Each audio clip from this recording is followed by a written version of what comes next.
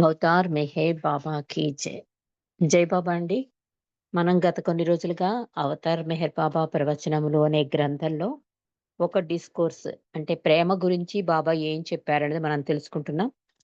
మరి ముందుగా ఈ సహవాసి ప్రారంభించే ముందుగా ప్రభువుని దర్బార్‌లోకి ఆహ్వానిస్తూ ప్రార్థనా గీతాన్ని మెహర్ దినేష్ పాడతారు.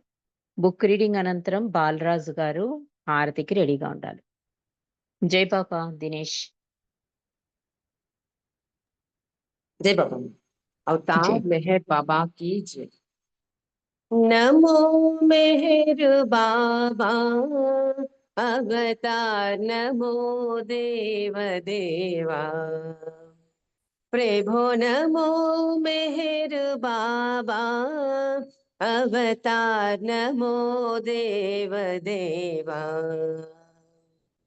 अपार दिव्य कृपा सागर, अपार दिव्य कृपा सागर। सकल चराचर जगदोद्धार, सकल चराचर जगदोद्धार। नमो मेहर बाबा, अवतार नमो देव देवा। प्रभो नमो मेहर बाबा, अवतार नमो देव देवा। जोहारुलिवे श्री मेहर बाबा, जोहारुलिवे श्री मेहर बाबा। महिनी जनिंचिन मानव रूपा, महिनी जनिंचिन मानव रूपा। इह परानंद जीवनमीवा, इह परानंद जीवनमीव। भव भय भंजन परम पावना, भव भय भंजन परम पावना। नमो मेहर बाबा, अवतार नमो देव देवा। प्रभो नमो मेहर बाबा, अवतार नमो देव देवा। अज्ञानान्धतन्तमुजेसि, अज्ञानान्धतन्तमुजेसि। दिव्य विज्ञान दृष्टिनो संगी, दिव्य विज्ञान दृष्टिनो संगी। हरिषेड्वर्गमु अंतरिंपगा, हरिषेड्वर्गमु अंतरिंपगा। अव्ययमोक्षम् अनुग्रहिंपुम्, अव्ययमोक्षम् अनुग्रहिंपुम्। नमो मेहर बाबा, अवतार नमो देव देवा। प्रभो नमो मेहर बाबा, अवतार नमो देव देवा। अवतार मेहर बाबा की जय। जय बाबा अम्मा, థ్యాంక్ యూ అందరికీ జై బాబా। జై బాబా దినేష్. చక్కటి ప్రార్థనా గీతంతో ఈరోజు ఈ సహవాసు ప్రారంభించినందుకు జై మెహర్ బాబా. మనం ప్రేమ అనే సందేశం గురించి బాబా ఇచ్చిన వివరణ గురించి మనం తెలుసుకుంటున్నామండి. కొంచెం మళ్ళీ ఒక్కసారి బాబా చెప్పిన ఈ ప్రేమ గురించి చెప్పిన విషయాలు క్లుప్తంగా తెలుసుకుని ఈరోజు మానవ ప్రేమ దివ్య ప్రేమ గురించి బాబా తెలియజేస్తున్నారు. ఆ విషయంలోకి వెళ్దాం. మనం ఇప్పటివరకు తెలుసుకున్నది ఏంటంటే ప్రేమ విశ్వవ్యాప్తము అంటున్నారు. జీవితము ప్రేమ ఒకదానికొకటి వేరు కాదు, రెండు ఎప్పుడు కలిసే ఉంటాయి. జీవితం ఎక్కడ ఉంటే అక్కడ ప్రేమ ఉంటుంది అని బాబా చెప్పిన విషయం. ఈ ప్రేమకి కారణాలకి మధ్య మూడు రకాలు ఉంటాయి అన్నారు. అంటే ప్రేమ విషయంలో బాబా మూడు రకాలు ఉన్నాయి అని చెప్తున్నారు. మొదటి రకం ఏంటంటే ఆలోచనల పరిధి మరియు ప్రేమ పరిధి వీలైనంత వరకు వేరుగా ఉంటాయి. అంటే ప్రేమ యొక్క పరిధి కారణానికి అనుభవపూర్వకంగా అందుబాటులో ఉండదు. అంటే కారణం ఉండదనమాట. చూడగానే పుట్టేసేది ప్రేమ. అలాంటి రకం ఒకటి. రెండోదేంటంటే ప్రేమ మరియు కారణం 2 కలిసి పనిచేస్తాయట. అంటే సమానంగా ఉండవు. కలిసి పనిచేస్తాయి కానీ, ఎక్కువ కారణమే నెగ్గుతుంది. అంటే కారణం ఉంటేనే ప్రేమిస్తాడనమాట. 2 అన్యోన్యంగా ఉండవు కానీ, సామరస్యంగా ఉండవు అంటున్నారు. అంటే ఒకటి ఉంటే ఒకటుండదు. కాబట్టి రెండో రకంలో ఏంటి, కారణం ఎక్కువుందనుకోండి, ప్రేమ తక్కువగా ఉంటుంది. కానీ మూడవ స్థితిలోట ప్రేమాహేతువుల సమన్వయం సిద్ధించిన అంశంగా అంటే 2 కలిసిపోతాయి. ఇంకక్కడ దివ్య ప్రేమ అంటే మన చైతన్యంలో మార్పు పొందుతుందనమాట. చైతన్యం మామూలు మానవ చైతన్యంతో పోలిస్తే ఒక నూతన చైతన్యం వర్ణించబడుతూ ఉంటుంది అని చెప్తున్నారు. అంటే నూతన ఉన్నతమైన చైతన్యము అంటే, ఉన్నది నేనొక్కడినే అనే స్థితికెళ్ళిపోవడం అనమాట. అది మూడవ స్థితి అని చెప్పి, ప్రేమలో స్థితుల గురించి చెప్పారు. అలాగే ప్రేమ యొక్క అధమ రూపాలు అంటే మన బలహీనతల గురించి చెప్పారు. అలాగే ప్రేమకి, మోహానికి, ప్రేమకి, కామానికి, ప్రేమకి, లోభానికి ఉన్న వ్యత్యాసాన్ని కూడా బాబా తెలియజేశారు. అలాగే నిర్మల ప్రేమ ఎంత అరుదుగా ఉంటుంది, అదెలా లభ్యస్తుందనేది కూడా బాబా చెప్తూ నిర్మల ప్రేమ అన్ని సాధనాల కన్నా ఉత్కృష్టమైనది అన్న విషయాన్ని కూడా అంటే నిర్మల ప్రేమ కనుక ఉంటే నీ అన్ని బలహీనతలు అంటే ఒకే ఒక కోరిక ఉండాలన్నమాట. అదేంటి భగవంతున్నే ప్రేమించడం, భగవంతుడిలో ఐక్యమవ్వడం అనే ఒక్క కోరిక అన్ని బలహీనతలను తుడిచిపెట్టేస్తుంది అని చెప్పి నిన్నటి రోజు తెలుసుకున్నాం. అసలు బాబా అండి ఈ యథార్థ ప్రేమ గురించి ఒక సంఘటన జరిగింది. అది తెలుసుకుంటే అసలు యథార్థ ప్రేమ అంటే ఏమిటో మనకి తెలిస్తే కనుక దివ్య ప్రేమ గురించి మనం తెలుసుకోవచ్చు. ఎప్పుడంటే 1939లో అది డిసెంబర్ 24న బాబా ఏంటంటే దర్శనాలిస్తున్నారు. ఇస్తున్నప్పుడు ఒక లాయరొస్తాడు. వచ్చి బాబాతో అంటాడు, "చాలా మంది ప్రేమను గురించి చెప్పడం విన్నాను కానీ, ఇంకా నాకు ప్రేమంటే యథార్థ ప్రేమ అంటే ఏమిటో తెలియలేదు బాబా" అన్నట్ట అతను. అంటే బాబా వెంటనే "నీకు పెళ్లయిందా? పిల్లలున్నారా?" "అయ్యింది బాబా. పిల్లలు కూడా ఉన్నారు." "మరి వాళ్ళని ప్రేమిస్తున్నావా?" "ప్రేమిస్తున్నాను కానీ బాబా" అని ఆగిపోయాట. "ఓహ్! చెప్పు" అన్నారు బాబా. "ప్రేమిస్తున్నాను కాని బాబా, మామూలుగానే ప్రేమిస్తున్నాను. అదే యథార్థ ప్రేమని చెప్పలేను" అన్నట్ట. ఈ ప్రాపంచిక అనుబంధాలు, అనురాగాలు కాకుండా నిజమైన ప్రేమను పొందడమే నా ఉద్దేశం. ప్రేమానుభవం కోసం సాధు సంతులనెందరినో సందర్శించాను. కానీ సఫలుణ్ణి కాలేకపోయాను అన్నాడు ఆ లాయరు బాబాతో. అంటే అతనికి యథార్థ ప్రేమ కావాలట. చాలా మంది దగ్గరికెళ్ళాను. నాకా యథార్థ ప్రేమ లభించలేదు. అంటే బాబా అంటున్నారు, "నువ్వు పెళ్లి చేసుకున్నావా? పిల్లలకి అన్నీ చేశాను కానీ బాబా, వాళ్ళ దగ్గర కూడా నాకు యథార్థ ప్రేమ అన్నది తెలియలేదు" అని. అంటే అప్పుడు బాబా చెప్తున్నారు, యథార్థమైన దివ్య ప్రేమకై అతను పడే తపనను బాబా కొనియాడుతూ ఈ విధంగా రాసుకో యథార్థ ప్రేమ గురించి అంటున్నారట. మొదట యథార్థ ప్రేమంటే ఏమిటో తెలుసుకో. ప్రజలనుకునే ప్రేమలో కూడా స్వార్థ ప్రయోజనాలు వారిని వంచిస్తాయి. స్వార్థపూరిత అనుభూతినే ప్రేమగా పొరబడతాడు. మనం అనుకున్నాం కదా! కారణం ఉండాలి. కారణం ఉంటేనే మనకొక లబ్ధి ఉంటేనే మనకిష్టమైన వాళ్ళ విషయంలోనే మనం ఈ ప్రేమ చూపిస్తాం. ఇష్టం లేకపోతే, మనకు నచ్చకపోతే మనం వాళ్ళని ప్రేమ చూపించం. కానీ దాన్ని నిజమైన ప్రేమ అనుకుంటున్నారు జనాలు అని చెప్తున్నారు బాబా. ఇంకొంచెం నీకు స్పష్టంగా అర్థం కావాలంటే ప్రేమ గురించి నీకొక ఎగ్జాంపుల్ చెప్తాను. ఒక వ్యక్తి నన్ను ప్రేమిస్తున్నాడనుకో. అతను ఏమనుకుంటాడు తన మాటల్లో, "నా ప్రియతముడిని నేను ప్రేమిస్తాను. నా ప్రియతముడు ఎప్పుడూ నాతో ఉండాలి" అని కోరతాట. ప్రేమ గురించి చెప్పే ఈ మాటలన్నిటిలో కూడా నేను, నాది అన్న మాటలు ప్రముఖంగా ఉంటాయి. అలా ఉండదు కదా! నిజంగా ప్రేమిస్తే కనుక నీకు స్వేచ్ఛ ఉంటుంది. అంటే బంధింపబడవు. అంటే నేనుతో ఇంకా బంధింపబడి ఉన్నావు. నా ప్రియతముడు నాతోనే. ఇంకా నేను, నాది ఉండిపోయింది కదా! కాబట్టి ఇది కాదు యథార్థ ప్రేమ అంటున్నారు. ఇంకో ఉదాహరణ చెప్తాను. ఉదాహరణకి నీ బిడ్డ చినిగిన బట్టలతో తిరుగుతుండగా నువ్వు చూసావనుకో, నువ్వు చాలా బాధపడతావు.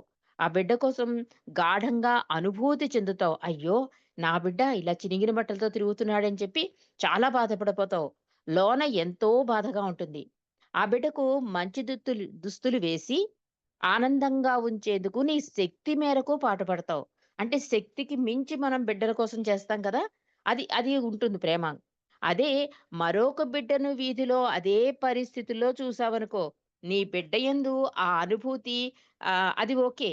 కానీ ఇదే వేరొక బిడ్డ వీధిలో చిరిగిన బట్టలతో కనిపించాడనుకో, నీ బిడ్డ కోసం పడ్డట్టుగా బాధపడతావా? అడుగుతున్నారు బాబా. అలాగే వ్యవహరిస్తావా? ఎలా నీ బిడ్డ ఇలా చినిగిన బట్టలతో కనిపిస్తే నువ్వు ఎంత బాధపడ్డావో అలాగే బాధపడతావా? అలా కానప్పుడు నీ బిడ్డ పట్ల నీవు చూపించే ప్రేమ స్వార్థమైనదని, నిజమైన ప్రేమ కాదని చెప్పవచ్చు. ఎప్పుడైతే ఈ రెండిట్ల మధ్య భేదం ఉందో, అప్పుడు నీది నిజమైన ప్రేమ కాదని గుర్తించు అంటున్నారు. ఇలాంటి పరిస్థితుల్లోనే ఎవరో తెలియని వారి బిడ్డ పైన కూడా నీ సొంత బిడ్డ పైన చూపినట్లే నీకు అనుభూతి కలిగితే, అది నిజమైన ప్రేమ వల్ల కలిగిందని చెప్పాలి. స్వార్థపరత్వం పూర్తిగా లేకపోవడమే స్వచ్ఛమైన ప్రేమకు నిజమైన లక్షణం, అసలైన పరీక్ష అంటున్నారు. అంటే యథార్థ ప్రేమ ఎలాగో తెలియట్లేదు నాకు. ఎక్కడ లభిస్తుందో కూడా తెలియట్లేదు.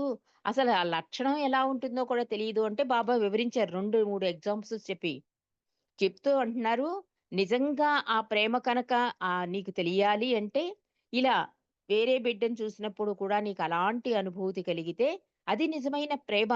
అందులో ఏ రకమైన స్వార్థము లేకపోవడం, స్వచ్ఛమైన ప్రేమకు నిజమైన లక్షణం. అంటే ఏదీ ఆశించకుండా.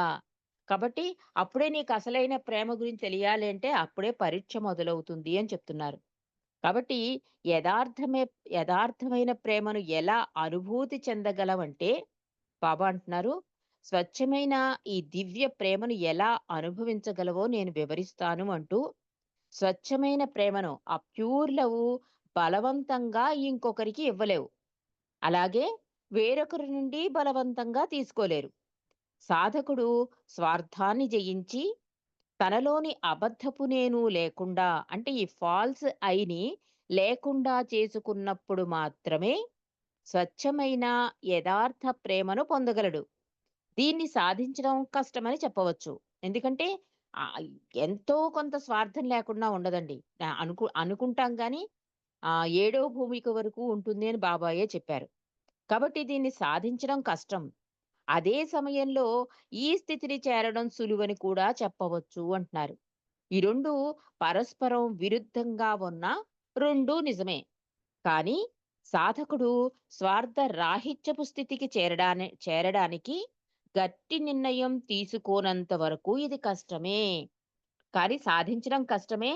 కానీ సాధించడానికి వీలు కూడా ఉంది. 2 ఉన్నాయి. కానీ ఎలా ఉండాలి సాధకుడు? గట్టి నిర్ణయం తీసుకోవాలి అంటున్నారు.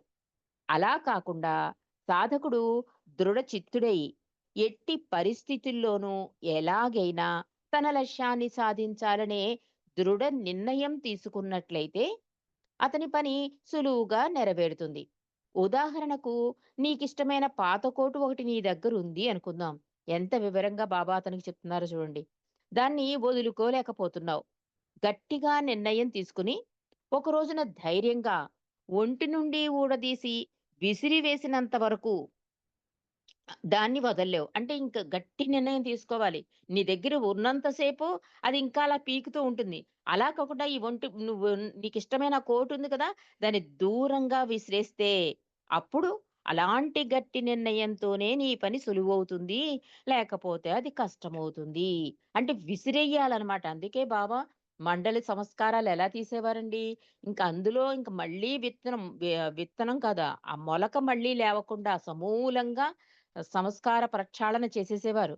దానికి చాలా బాధ తప్పదు. ఎందుకంటే రోగం తగ్గాలంటే డాక్టర్ ఏం ట్రీట్‌మెంట్ ఇస్తే ఆ ట్రీట్‌మెంట్‌కి నువ్వు యెస్ అంటేనే నీ రోగం తగ్గుతుంది. రాకపోతే వద్దు, నొప్పి అంటే మానేస్తాడు. మందులే ఇస్తాడు ఇంజెక్షన్ ఇవ్వకుండా.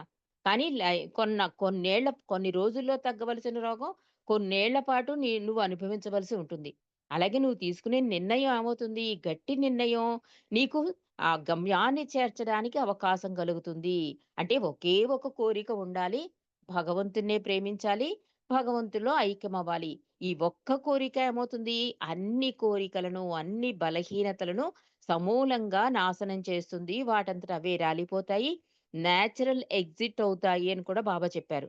కాబట్టి బాబా అంటున్నారు, స్వచ్ఛమైన ప్రేమానుభూతికి ఆత్మ పరిత్యాగం ఎంతో అవసరం. పరిత్యాగం అంటే ప్రాపంచిక బంధనాలను, వ్యవహారాలను వదిలిపెట్టి అడవిలోకి పోవడం కాదు. దీనికి భిన్నంగా ప్రపంచంలో ఉంటూ విధులను నమ్మకంతో నిర్వర్తిస్తూ అదే క్షణంలో ఏ బంధానికి తగులుకోకుండా నిస్సంగుడై ఉండడమే అసలైన పరిత్యాగం. సాధకుడు నిజాయితీతో ధైర్యంగా గమ్యాన్ని చేరడానికి నిర్ణయం తీసుకుంటే ఇదేమి అసాధ్యమైన ఆదర్శం కాదు. ఏది యథార్థమైన ప్రేమ పొందడం అసాధ్యం కాదు అంటున్నారు. అంతేగాక సులువుగా చేరుకోగల ఎంతో ఆచరణీయమైన గమ్యం అవుతుంది. అప్పుడు అనిపిస్తుంది అబ్బా ఇంత సులువా నేను వీటన్నిటిని పట్టుకుని ఉండడం వల్ల కష్టమైపోయింది. ఈ ఒకే ఒక్క కోరిక యథార్థ ప్రేమ వలన ఎంత ఆచరణీయమైంది నాకు ఈ గమ్యం చేరడం అని నువ్వే ఆశ్చర్యపోతావు అని చెప్తున్నారు బాబా. ఎలాగంటే బాగా ఆకలిగా ఉన్నప్పుడు ఆహారంపై కోరిక తీవ్రతరమవుతుంది. అలాగే స్వచ్ఛమైన ప్రేమానుభూతిని సాధకుడు తీవ్రంగా కోరుకున్నప్పుడు అతనిలో ఆరని తపన చెలరేగుతుంది. సరియైన సమయంలో గురువు నుండి అవసరమైన ఆదేశాలు, సహాయం లభిస్తాయి. దానితో స్వార్థ రాహిత్యమనే గమ్యాన్ని చేరి స్వార్థం కాదండి. స్వార్థ రాహిత్యమనే గమ్యాన్ని చేరి తుదకు దివ్య ప్రేమలోని బ్రహ్మానందాన్ని అనుభవిస్తావు అంటూ బాబా ముగింపుగా ఒక మాట అన్నారండి. ఇట్టి దివ్యానంద స్థితి అనుభవించవలసిందే కాని బుద్ధి ద్వారా వర్ణించడానికి వీలు కాదు అంటున్నారు బాబా. అంటే యథార్థమైన ప్రేమ నాకు కలగట్లేదండి అనుభూతి. నాకు ఆ లక్షణం అలవడడం లేదంటే ఏదో సాధనాలు చేసేస్తే దానివల్ల రాదిది. నువ్వన్నిటినీ వదిలేసుకుని దృఢమైన నిర్ణయం తీసుకుంటే ఇవన్నీ రాలిపోయి ఈ యథార్థ ప్రేమ లభ్యమవడం వల్ల జీవిత గమ్యాన్ని చేరగలవు. చాలా ఆచరణీయమైపోతుందప్పుడు. కాబట్టి నువ్వేం చెయ్యాలి? ఈ దివ్య ప్రేమను అనుభూతి పొందాలి తప్ప, ఏదో సాధన వల్ల ఒక లక్షణంగా నీకు అలవడదు. ఎలాగంటే నువ్వు జీవితంలో ఉంటూనే సన్యసించాలి. అంటే భగవంతుడు ఇచ్చిన బాధ్యతగా ఆయన ఇచ్చిన అంగీకరిస్తూ దృఢ నిర్ణయం తీసుకుంటే ఇది చాలా సాధ్యమవుతుంది అని బాబా యథార్థ ప్రేమ గురించి మనకి వివరించారు. మరి ఈరోజు దివ్య ప్రేమ, మానవ ప్రేమ దీని గురించి బాబా ఏం చెప్తున్నారో తెలుసుకుందాం. బాబా అంటున్నారు, దివ్య ప్రేమ నాణ్యతలో మానవ ప్రేమ కంటే భిన్నమైనది. మానవ ప్రేమ ఒక్కనిలో ఉన్న అందరి కోసమైతే, దివ్య ప్రేమ అందరిలో ఉన్న ఒక్కని కోసం అవుతుంది. మానవ ప్రేమ లెక్కించలేనన్ని చిక్కులకు, బంధనాలకు దారితీస్తే, దివ్య ప్రేమ సమన్వయానికి, స్వేచ్ఛకు దారితీస్తుంది. దివ్య ప్రేమలో వ్యక్తావ్యక్త అంశాలు సమంగా తోచబడతాయి. మానవ ప్రేమలో ఈ రెండు అంశాలు ఒకదాని యొక్క ఆధిక్యత ఇంకొక దానిపై అటూ ఇటూ మారుతూ ఉంటాయి. మానవ ప్రేమలో వ్యక్తిగత అంశం ఆధిక్యంగా ఉన్నప్పుడు అది ఇతర ప్రాణుల సహజ విలువను బొత్తిగా గుర్తించలేని గుడ్డితనానికి దారితీస్తుంది. కేవలం కర్తవ్య నిర్వహణ కోసం మాత్రమే ప్రేమ అవ్యక్త ఆధిక్యతను కలిగి ఉన్నప్పుడు అది ఆ వ్యక్తిని నిరుత్సాహంగానూ, కఠినంగానూ, యాంత్రికంగానూ తయారు చేస్తుంది. కర్తవ్య నిర్వహణ అనే భావన వ్యక్తిగత స్వభావంపై బాహ్యమైన ఆంక్ష రూపంలో కలిగితే, దివ్య ప్రేమలో ఏ ఆంక్షలు లేని స్వేచ్ఛ మరియు అపరిమితమైన సహజత్వం చోటు చేసుకుని ఉంటాయి. మానవ ప్రేమ వ్యక్తావ్యక్త విషయాలలో పరిమితంగా ఉంటుంది.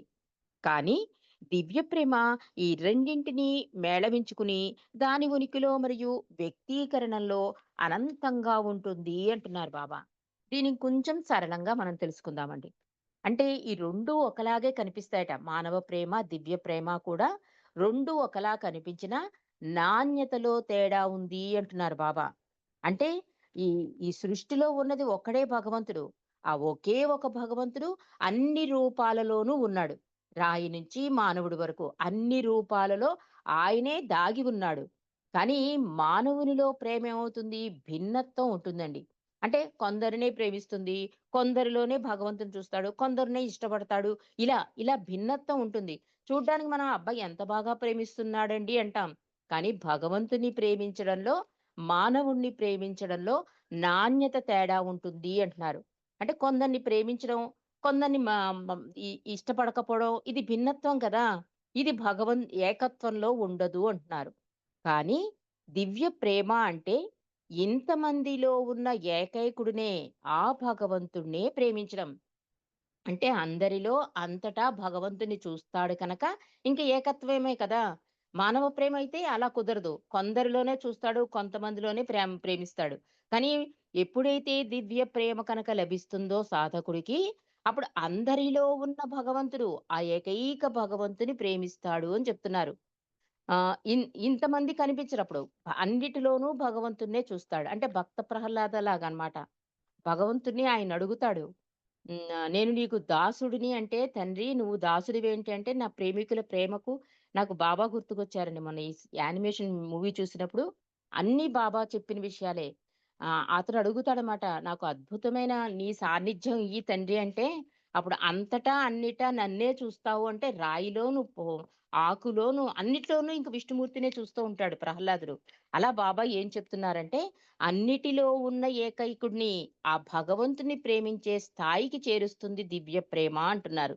అంటే భగవంతుడు ఒక్కడే ఉన్నాడు అనే ఎరుక, ఆ అనుభూతి కలుగుతుంది అంటున్నారు. బాబాకి ఆ అనుభూతి నిత్యం ఉండేదండి. అందుకే ఆంధ్రాలో దర్శనాలిస్తున్నప్పుడు బాబా డైరెక్ట్‌గా దర్బారులోకెళ్ళినప్పుడు అక్కడికి సింహాసనం మీద కూర్చునేవారు కాదట. కింద కూర్చునేవారు. కూర్చుని అక్కడ 20,000 మందో, 30,000 మందో ఉన్నారనుకోండి, మీరెవ్వరూ లేరు. నేనొక్కడినే కనిపిస్తున్నానన్న అనుభూతి నాకుంది అని చెప్పేవారట. అందుకే నమస్కారం చేసేవారు బాబా. అలాంటి అనుభూతి కలుగుతుంది దివ్య ప్రేమలో అని చెప్తున్నారు. మానవ ప్రేమ అనేక చిక్కులను, అనేక సమస్యలను తెచ్చిపెడుతుంది. అంటే ఒకడిని ఎక్కువగా ప్రేమించడం, ఒకడిని తక్కువగా ప్రేమించడం, ఆ ప్రేమించడంలో కూడా స్వార్థం, ఇలా ఇక్కట్లకు తెచ్చిపెడుతూ ఉంటుంది. కానీ దివ్య ప్రేమ ఏకత్వం వైపు స్వేచ్ఛను కలిగిస్తుంది అంటున్నారు. అంటే మనం ప్రార్థన చేస్తాం. వ్యక్త వ్యక్తము, అవ్యక్తము, వ్యక్తురవు, అవ్యక్తురవు అంటాం చూసారా?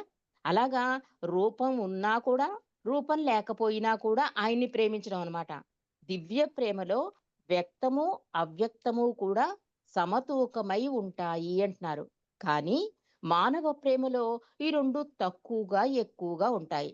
ఒక వ్యక్తిని ఎక్కువగా ప్రేమించడం జరిగితే, అంటే ఒక వ్యక్తినే నువ్వు ప్రేమిస్తున్నావు అంటే, మిగిలిన వాళ్ళని తక్కువగా ప్రేమించడమే కదా! అలా ఉంటుంది మానవుడి ప్రేమలో. దీనికి ఎగ్జాంపుల్ కూడా బాబా చెప్తున్నారు. అంటే ఒక సైనికుడున్నాడనుకోండి. వాడికి దేశం పట్ల విపరీతమైన ప్రేమ. ఆ ప్రేమ ఏమవుతుంది? కర్తవ్యం వలన నడిపిస్తోంది. అంతేగాని అతని ప్రవర్తనను నియంత్రిస్తుంది. అది ఒక బాధ్యతగా తీసుకుంటాడు. అలా నడుస్తాడు కానీ, అంటే అతనికి స్వేచ్ఛుండదు. అంటే స్వేచ్ఛగా మసలడానికి కుదరదు అతనికి. కొన్ని లిమిట్స్ ఉంటాయి. గవర్నమెంట్ కొన్ని రూల్స్ పెడుతుంది. దానికి అనుగుణంగా తన కర్తవ్యాన్ని నెరవేరుస్తాడు. అంటే అతని ప్రవర్తనను, కర్తవ్య పాలన అతనిని నడిపిస్తూ ఉంటుంది. అంటే వాళ్ళ కంట్రోల్‌లో ఉంటాడు. కాబట్టి అది దివ్య ప్రేమ కాదు అంటున్నారు. అంటే చాలా త్యాగం చేస్తాడు కదా! సైనికుడు అంటే. తల్లి కూడా అంతే. కానీ ఇవన్నీ కూడా ఉన్నతమైన ప్రేమలే కానీ దివ్య ప్రేమ కాదు అని చెప్తున్నారు బాబా. కానీ దివ్య ప్రేమలో ఏ విధమైన ఆహ్, ఆంక్షలు, శృంఖాలు ఉండవు. ఆంక్షలు ఉండవు. పూర్తి స్వేచ్ఛ, అప్రయత్నంగా స్పందించడం జరుగుతుంది అంటున్నారు. అంటే అక్కడ అప్రయత్నంగా స్పందించడానికి వీలుండదు సైనికుడిలో కానీ, తల్లిలో కానీ. కానీ ఇక్కడ మాత్రం ఈ దివ్య ప్రేమలో ఏంటంటే అప్రయత్నంగా అంటే నేచురల్‌గా వచ్చేస్తుందన్నమాట ఆ ప్రేమ. మానవ ప్రేమ పరిమితులకు లోనై ఉంటుంది. దివ్య ప్రేమలో ఆయన రూపంలో ఉన్నా, లేకపోయినా సమానంగా ప్రేమించగలదు దివ్య ప్రేమ అంటున్నారు బాబా. అంటే దివ్య ప్రేమ డివైన్ లవ్‌లో కనుక నువ్వు ఒక సాధకుడు కనుక అడుగు పెడితే ఫస్ట్ కలిగేదేంటంటే, ఏ ఆంక్షలు ఉండవు. అంటే ఏ ఏ ఏ ఇక్కట్లు ఏమీ ఉండవు. పూర్తి స్వేచ్ఛతో అనుభూతి పొందుతూ ఆ దివ్య ప్రేమను పొందుతాడు అని చెప్పి, దివ్య ప్రేమకి, మానవ ప్రేమకి ఉన్న ఈ డిఫరెన్స్ చెప్తున్నారు. మానవ ప్రేమ భిన్నత్వంలో ఉంటుంది. దివ్య ప్రేమలో ఏకత్వం ఉంటుంది. భిన్నత్వం అంటే కొంతమందిని ప్రేమించడం, కొంతమందిని ఇష్టపడకపోవడం. దా దివ్య ప్రేమలో ఏకత్వం అంటే అంతటా అన్నిటా భగవంతుడిని చూస్తాడు. కాబట్టి దివ్య ప్రేమకి, మానవ ప్రేమ 2 ప్రాపంచికంలో మనకు ఒకలా అనిపించినా కూడా, అది దానిలో నాణ్యతలో డిఫరెన్స్ ఉందని బాబా చెప్పారు. మరి దివ్య ప్రేమలో ప్రేమికుడు, ప్రియతముడు ఒకటైపోతాడు. దీని గురించి బాబా అంటున్నారు, మానవ ప్రేమలోని ఉన్నత స్థాయికి చెందిన ప్రేమ కూడా చైతన్యావర్తనంలో అంటే ఆంతరిక ప్రయాణంలో ఏడవ భూమిక చేరే వరకు ఉండే వ్యక్తిగత స్వభావపు పరిమితుల్లోనే ఉంటుంది. వ్యక్తిగత స్వభావపు అవరోధాలను అధిగమించి వ్యక్తిగత మనస్సు మటుమాయమైన తర్వాతనే దివ్య ప్రేమ ఆవిర్భవిస్తుంది. మానవ ప్రేమలో ప్రేమికుడు ప్రీతముడు ఇద్దరూ వేరుగా ఉన్న భావన ఉంటుంది. కానీ దివ్య ప్రేమలో ఆ ఇద్దరూ ఒకటైపోతారు. ఈ స్థితిలో సాధకుడు ద్వంద్వ పరిధిని దాటి భగవంతునితో ఐక్యమవుతాడు. ఎందుకంటే దివ్య ప్రేమయే భగవంతుడు. ప్రేమికుడు ప్రీతముడు ఎప్పుడైతే ఒకటయ్యారో అదే అంతం మరియు ఆరంభం అంటున్నారు. దీని గురించి కూడా కొంచెం సరళంగా తెలుసుకుని మనం హారతులకు వెళ్ళిపోదామండి. బాబా ఏమంటున్నారంటే దివ్య ప్రేమలో ప్రేమికుడు ప్రీతముడు ఒకటైపోతారు అంటున్నారు. మానవులలో అది కూడా ఆ వ్యక్తికి ప్రత్యేక అతి ఉత్తమమైన అంటే ఒక తల్లి కానీ, ఒక సైనికుడు గాని ఉంటుంది ప్రేమ. కానీ ఒక విశిష్ట వ్యక్త విశిష్ట లక్షణం ఏదో ఉంటుంటండి. ఒక్కొక్కళ్ళకి ప్రేముంటుంది. దాంతో పాటు కోపం కూడా ఉంటుంది. ఒక్కొక్కళ్ళకి ప్రేముంటుంది. దాంతో పాటు త్యాగం అంటే ఏదో ఒక బలహీనత ఉంటూనే ఉంటుందట ప్రేమలో. అంటే కోపం ఎక్కువుంటుంది, ప్రేమ ఉంటుంది, కోపం ఉంటుంది. కానీ బాబా అంటున్నారు, ఏడవ భూమిక వరకు వ్యక్తి ప్రత్యేకమైన విశిష్ట లక్షణాలు వెంటాడుతూనే ఉంటాయి. ఏదో ఒక విశిష్ట లక్షణం వాళ్ళలో ఉంటుంది. ప్రేమ ఉన్నా కూడా కోపమో, కోరికో లేతే ఏదో ఒకటి ఉండకుండా ఉండదు అంటున్నారు ఏడవ భూమిక వరకుట. ఏడవ భూమికలో అడుగెడితే వ్యక్తి చనిపోయి బిందువుగా ఉంటాడు. అంటే అక్కడ ఇంకా ఆత్మ తప్ప శరీరం ఉండదు కదా! అప్పుడు బిందువు సింధువైపోతుంది అంటున్నారు ఏడవ భూమికలో. కాబట్టి ఏడవ భూమిక చేరే వరకు ఈ మానవ ప్రత్యేక విశిష్ట లక్షణాల ఆటంకం పరుస్తూనే ఉంటాయి. అందుకే నాలుగో భూమిక, ఆరో భూమిక ఇవన్నీ దాటడం చాలా కష్టం. సద్గురు కృపా వర్షం కురవాలి అని బాబా చెప్పిన దానికి కారణం అదనమాట. ఇవేమవుతాయంటే ఈ ప్రత్యేక విశిష్ట లక్షణం అంటే జన్మ జన్మాల నుండి వస్తున్న సంస్కారాలు కదా! అందుకే బాబా ప్రతి సందేశంలో చాలా జాగ్రత్తగా సంస్కార ప్రక్షాళన కోసమే ప్రతి సందేశం ఉంటుందండి. మనం జాగ్రత్తగా గమనిస్తే. అందుకనే బాబా ఏం చెప్తున్నారిక్కడ? ఏడవ భూమిక చేరే వరకు కూడా ఈ మానవ ప్రత్యేక విశిష్ట లక్షణం ఆటంకం పరుస్తూనే ఉంటుంది. దివ్య ప్రేమ ఎప్పుడు వస్తుంది అంటే బాబా అంటున్నారు, వ్యక్తి ప్రత్యేకమైన మనస్సు రాలిపోయాక అంటున్నారు. అంటే మనోనాశ జరగాలి అంటున్నారు. అప్పుడు దివ్య ప్రేమికుడు ఈ మనోనాశ ఎప్పుడైతే మనసు నశించిన తర్వాత ఈ దివ్య ప్రీతముడితో ఈ మనసు ఎప్పుడైతే పోతుందో ఈ 2 కూడా ఇంకా కోపతాపాలు ఇంకేది అసలు ఏది ఉండదు. ప్రీతముడు తప్ప ఇంకేదీ ఉండదనమాట. అప్పుడు ఈ ఈ ప్రాపంచిక మానవ ప్రేమలో కూడా ఏమవుతుందంటే ఈ బాబా ఏం చెప్తున్నారు అంటే ఏడవ భూమిక వరకు ఏదో ఒక లక్షణం నిన్ను వెంటాడుతూ ఉంటుంది కదా! నువ్వు మనోనాశ ఆ మనసు రాలిపోతే కనుక నువ్వు దివ్య ప్రేమానుభూతిని పొందుతావు అంటున్నారు. అంటే మనకి మానవ ప్రేమలో ఏమవుతుందంటే ఒకడు చాలా ఉన్నత స్థాయిలోకి వెళ్ళిపోతాడు భగవంతుని ప్రేమించడంలో. కానీ ఈ విశిష్ట లక్షణం వలన ఏమవుతుందంటే ప్రేమికుడు, ప్రీతముడు ఇద్దరు కనిపిస్తారటండి. ఇద్దరు ఉంటారక్కడ. కానీ దివ్య ప్రేమలో ఏమవుతుంది? ఈ మనసు ఎప్పుడైతే రాలిపోతుందో, నువ్వు ఏడో భూమికి చేరిపోతావో, మనసు రాలిపోతుందో, అప్పుడు ప్రేమికుడు, ప్రీతముడు ఒకటైపోతాడు అంటున్నారు బాబా. దీనికి బాబా ఈ దివ్య ప్రేమకి 2 ఒకటైపోవడానికి ఒకసారి గాంధీ గారు అడుగుతారండి. మిమ్మల్ని చూడగానే ప్రజలు ఎందుకు కన్నీళ్లు కారుస్తారు అంటే, బాబా అంటారు, "నా తల వెంట్రుక నుండి పాదం వరకు ఆపాదమస్తకం నేను ప్రేమ ముద్దని, అందుకే ప్రేమలు తమ రాతి హృదయాలలో ఉన్న ఆహ్, ఆ కఠినత్వం నా దర్శన భాగ్యంలో చూడగానే కరిగిపోతుంటండి. అప్పుడు హృదయం కరిగి కన్నీళ్ల రూపంలో బయటకొస్తుంది. నేను ఆపాదమస్తకం ప్రేమ ముద్దని అని చెప్తారు బాబా. అంటే ప్రేమికుడు, ప్రీతముడు ఒకటైపోతాడు. అంటే మనకి ఆరంభం, అంతం అని చెప్పారు కదా ఇక్కడ. ప్రేమికుడు, ప్రీతముడు ఎప్పుడైతే ఒకటయ్యారో అదే అంతం మరియు ఆరంభము అంటే ఎప్పుడైతే బిందువు సింధువుగా మారిపోతుందో అంటే ఈ సృష్టిలో ఆరంభం ఉంది కదా! ఒక ఆత్మ బయటకు పడిపోయింది పరమాత్మ నుంచి. మళ్ళీ పరమాత్మలో కలిసినప్పుడు ఏమవుతుంది? దానికి అది ప్రయాణం ఆరంభమవుతుంది. అంతం కూడా అవుతుంది అని చెప్తున్నారు బాబా. ఆ జీవాత్మకు సంబంధించి ప్రయాణం ముగిసినట్లు. ఎప్పుడైతే నువ్వు ఏడవ భూమికలోకెళ్ళి అంతటా అన్నిటా భగవంతుడిని చూస్తావో, ఆ దివ్య ప్రేమను అనుభూతి పొందుతావో, అప్పుడు నీకేమవుతుంది? నీ ప్రయాణం ముగిసినట్లే. అక్కడింక ప్రేమికుడు, ప్రియతముడు ఉండడు. ఒక్క ప్రియతముడే ఉంటాడు. అంటే ఆ బిందువు పరమాత్మలో కలిసిపోయి, ఆ జీవాత్మకు సంబంధించి ప్రయాణం అంతమైనట్లే అని చెప్తున్నారు బాబా. దివ్య ప్రేమలో ప్రేమికుడు, ప్రియతముడు ఒకటవడంలో. అవతార్ మెహర్ బాబాకి జై. రేపు ప్రేమ కోసమే ఈ విశ్వం జనించింది. ప్రేమకున్న వాస్తవ శక్తులతో ఈ అధ్యాయం ముగిసిపోతుందండి. రేపుతో ఈ చాప్టర్ ముగించుకుందాం బాబా అనుమతితో. అవతార్ మెహర్ బాబాకి జై. జై బాబా అండి. బాలరాజు గారు, శ్యామల గారు ఉన్నారా? జై బాబా. ఉన్నాను, శ్యామల గారు. వచ్చాను వచ్చాను. జై బాబా. ఆహా! ఏనా మాట్లాడతానంటే మాట్లాడండి. లేతే హారతి బాలరాజు గారు. అలాగే ఆయన పాడమను. నేను ఓకే అండి. ఇవాళ కొంచెం లేట్ అయ్యాను.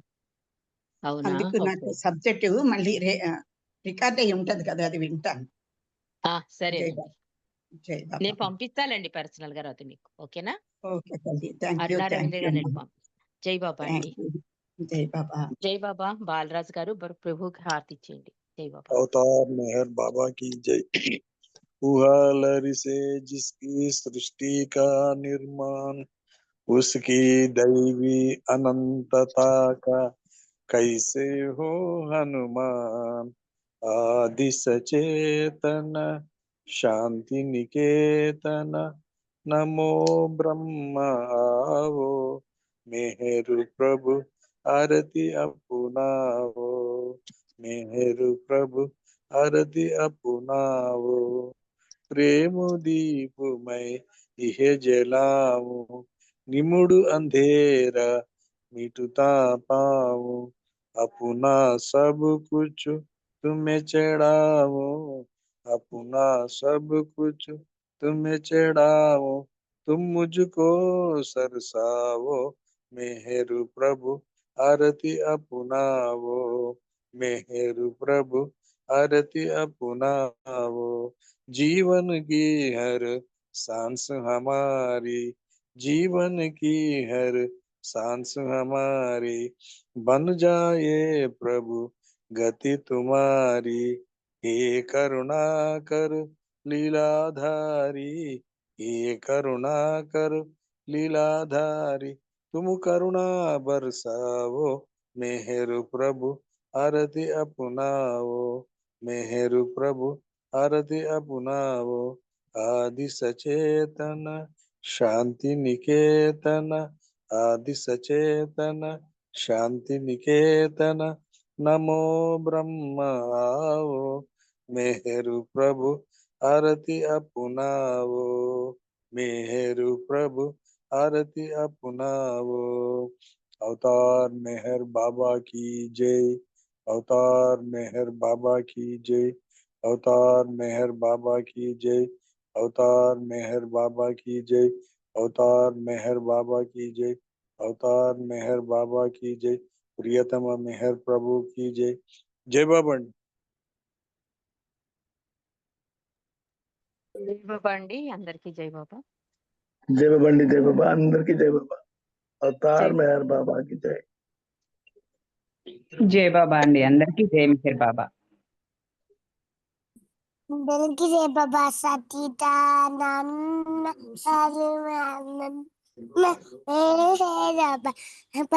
విజ్ఞానంద మేహిర బాబా విజ్ఞానంద మేహిర బాబా విజ్ఞానంద జై బాబా చెప్పు. జై బాబా చెప్పు. జై బాబా. జై బాబా. అందరికీ జై బాబా అండి. జై బాబా అండి. జై బాబా. జై బాబా. అందరికీ జై బాబా.